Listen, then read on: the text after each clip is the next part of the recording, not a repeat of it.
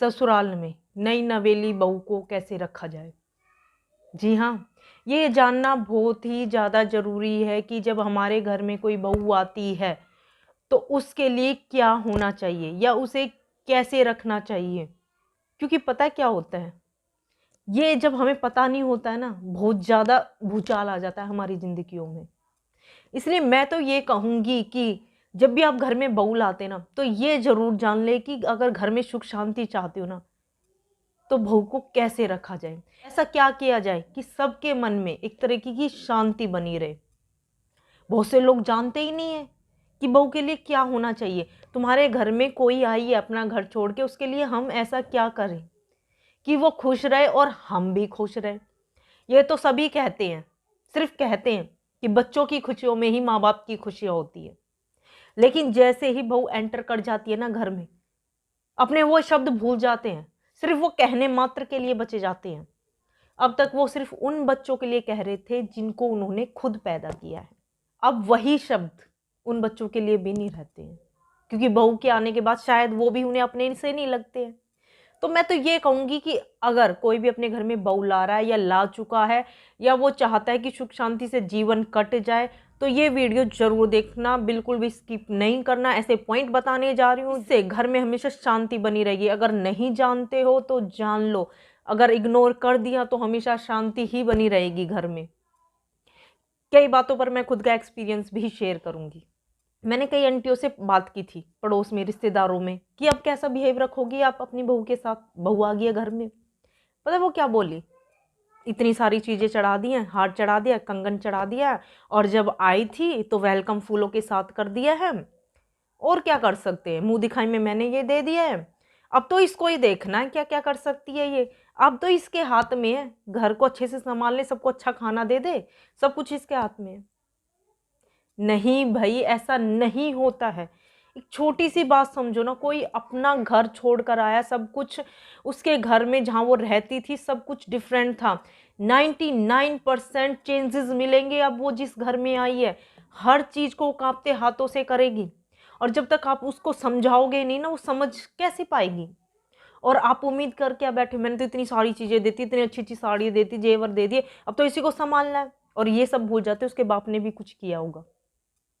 इस चीज़ को साइड में कर दो। और वैसे भी जब घर में बहू आती है तो ये सिर्फ एक सास या नंद की जिम्मेदारी नहीं बनती है कि एडजस्टमेंट उसे कराया जाए, ये फैमिली के हर मेंबर की जिम्मेदारी बनती है। सास, नंद, देवर, जेठ, जिठानी, हर किसी की, जो जो घर में बंदा है, हर किसी की जिम्मेदारी बनती है कि उसे अपनापन फील कराया जाए। मैं तो ये कहूँगी जब वो शुरू में आती है तो इन चीज़ों को साइड में कर दो। आपने क्या दिया, उसने क्या किया, कुछ भी नहीं है। आई है, पहले उसे रिलैक्स करने दें। मैं तो ये कहूँगी पहले उसे रिलैक्स करने दें कुछ दिन, उसके बाद धीरे धीरे जब भी आप उससे कुछ कहें कि जाके किचन में ये खाना बनाना है, उसके साथ ही रहें। उसे उस वक्त अकेला बिल्कुल भी ना छोड़ें, क्योंकि आपकी चीज़ें कहाँ रखिए, कैसे रखिए, उसको क्या पता है। बस आपने एक जिम्मेदारी दे दिया। या फिर करते क्या है, चलो ये चीज़ ये हाँ यहाँ रखा है, कर लो फटाफट। ऐसा भी नहीं होता है। उसके पास खड़े रहो, सबकी पसंद नापसंद के बारे में बताओ उसे। जो बच्चे आपके कुंवारे हैं, अपनी बहू की उससे दोस्ती करवाएं, ताकि ताकि वो अपने दोस्तों को, अपने बहन भाइयों को याद ना करे, उन्हीं में सब कुछ भूल जाए। वो उनके साथ एक बॉन्डिंग बना के रखे। दूसरी बात मैं यहाँ ये कहना चाहूँगी कि आपको ऐसा लगता है कि ये हमारे बुढ़ापे का सहारा है, मेरी ब्याही हुई बेटी के लिए अब यही करेगी धरेगी। दूसरी तरफ आप ये भूल जाते हो शायद उसकी भी कोई ख्वाहिशें हैं। जब आप बीमार हो तो आपको लगता है कि चाय भी मेरे को बेड पे बैठ के मिले, एक पानी का गिलास भी इवन।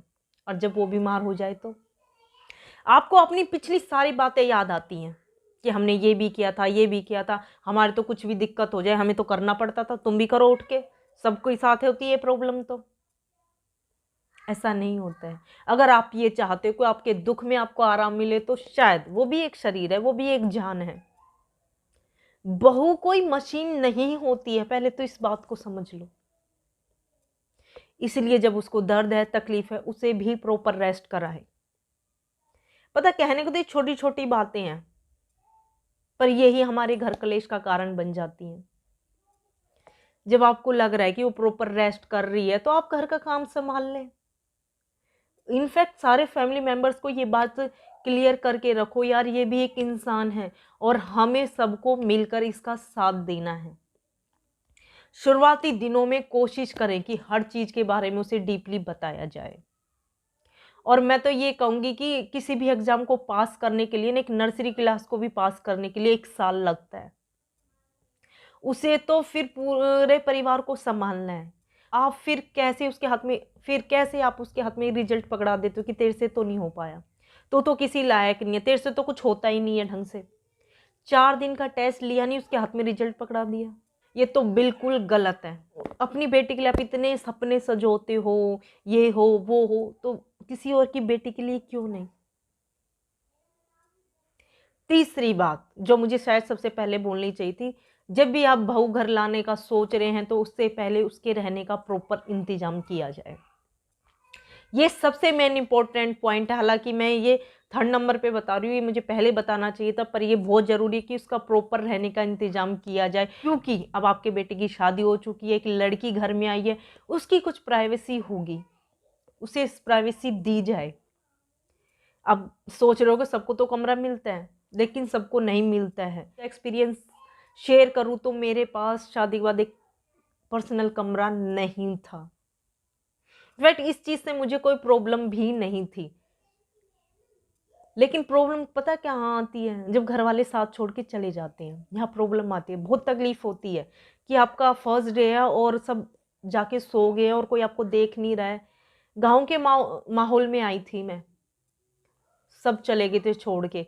गाँव के घर में नीचे रह रही थी और वो कमरा भी ऐसा था, उसमें एक खाट बिछी हुई थी, सारा पूजा का सामान रखा हुआ था। कुत्ते आए रात को उठा के ले गए, वहाँ सिर्फ मेरी आवाज़ आ रही थी भग भग भग करके। मेरे को इन चीज़ों ने भी इतना हर्ट नहीं किया था कि कमरा नहीं है, कुछ नहीं है, कोई प्रॉब्लम नहीं थी। लेकिन उसके बाद जब उन लोगों के विचार थे, उनकी जो सोच थी ना, वेरी वेरी चीप।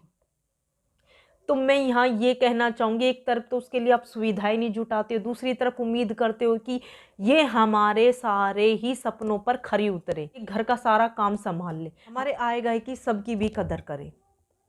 तो पहले आप उसका रहने का प्रॉपर इंतजाम करें, उसकी सुख सुविधाओं के बारे में समझें, उसे वो सारी चीज़ें प्रोवाइड कराएं जिनकी उसे नीड है। कई बार क्या होता है ना, ससुर जो होते पिता समान होते हैं, लेकिन वो पिता ना सिर्फ नाम के लिए रह जाते। जब वो अपनी बहू के सिर पे प्यार से हाथ फेर के उससे ये भी नहीं पूछ सकते, बेटा तेरे को क्या परेशानी है, तेरे को कोई परेशानी तो नहीं, तुझे किसी चीज़ की कमी तो नहीं। मैं तो ये कहूँगी 99 घरों में मैंने ये देखा है, और उन 99 में 95% काफ़ी अच्छे हैं, लेकिन वो सिर्फ अच्छे हैं, कभी भी अपनी बहू के सिर पे हाथ नहीं फेरते हैं। कुल मिलाकर मैं यही कहना चाहूँगी, जब भी आप घर में बहू ला रहे हैं, उसके रहने का पूरा प्रॉपर इंतजाम किया जाए, उसे कम से कम चीज़ों को सीखने के लिए टाइम दिया जाए, हो सके तो उसके साथ टाइम स्पेंड किया जाए।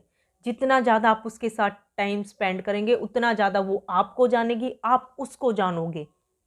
अगर वाकई में आप चाहते हो कि घर की सुख शांति बनी रहे, तो जो लेन देन वाला सिस्टम होता है ना, उसका डिस्कस उसके सामने ना करें, उसके पीठ पीछे भी ना करें, रिश्तेदारों में भी ना करें।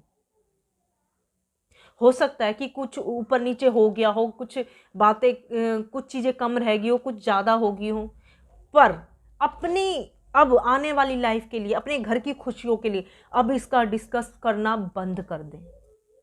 अब कई ये सोच रहे होंगे यार बहू को सब कुछ दे दिया जाता है, सब कुछ करते हैं, फिर भी वो ऐसे नखरे दिखाती है। वहाँ पर ऑब्जर्वेशन की ज़रूरत है कि कुछ तो गड़बड़ हुई है दोनों साइड से, और बैठकर बात करने की ज़रूरत है। पता नहीं हमारे जो समाज में ना, बैठ के आपस में प्यार से बात करने का रिवाज क्यों नहीं है, मुझे तो आज तक समझ में नहीं आया। और लगता है ना, मोस्टली जो गिले शिकवे वो बैठकर बात करने से ख़त्म हो सकते हैं। अगर आप भी चाहते हो कि आपके घर में सुख शांति बनी रहे, तो मैं तो यही कहूँगी कि अच्छे से बैठकर बातें कर लें। इस वीडियो को बिल्कुल लंबा नहीं करेंगे, अच्छा लगे लाइक शेयर सब्सक्राइब जरूर करें। राधे राधे।